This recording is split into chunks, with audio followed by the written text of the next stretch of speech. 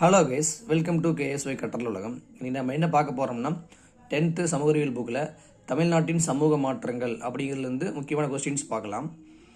எந்த கட்சி முதலாக பெண்களுக்கு தேர்தலில் பங்கு பெறதுக்கு அங்கீகாரம் கொடுத்தது பார்த்திங்கன்னா நீதி கட்சி தான். எந்த ஆண்டுன்னா 1921.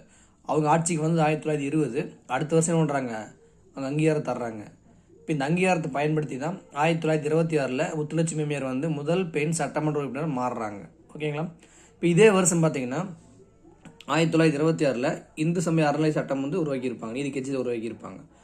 அடுத்து பாருங்கள், அரசு பணியில் சேர்றதுக்கு சமமான வாய்ப்பில் உறுதி செய்யறதுக்கு 2 வகுப்பறை அரசாணையில் இந்த நீதி கட்சின்னு ஈட்டிருக்குது. 1921 செப்டம்பர் 16, 1922 ஆகஸ்ட் 15. ஓகேங்களா. அடுத்து பாருங்கள், 1924 பணியாளர் தேர்வு வாரியத்தை நீதி கட்சி அமைச்சிருக்கு. இது எப்படி மைண்டில் வச்சுக்கலாம்னா, அரசு வேலை வேணும் அப்படின்னா 24 hours படிக்கணும்.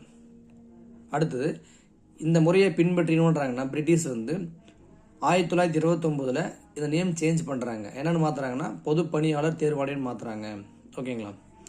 இது பார்த்தோம். 1926 இந்து சமய அறநிலை சட்டம் பார்த்தோம், நீதி கட்சி உருவாக்கியிருக்காங்க.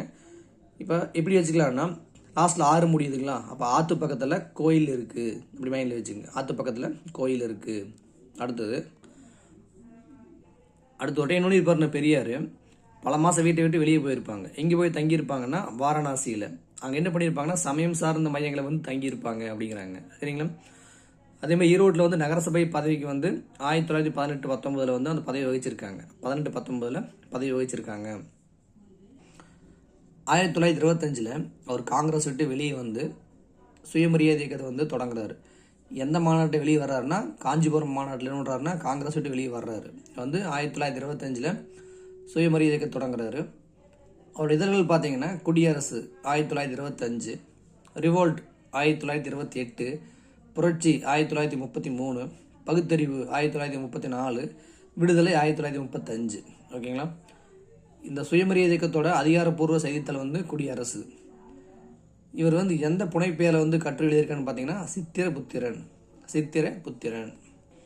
அடுத்து ஒரு நல்ல கொஸ்டின். B.R. அம்பேத்கர் எழுதியிருப்பார் சாதி ஒழிப்புங்கிற நூலை 1936 தமிழில் பதிப்பிச்சு யாருன்னு பார்த்தீங்கன்னா இந்த பெரியார் தான். ஓகேங்களா.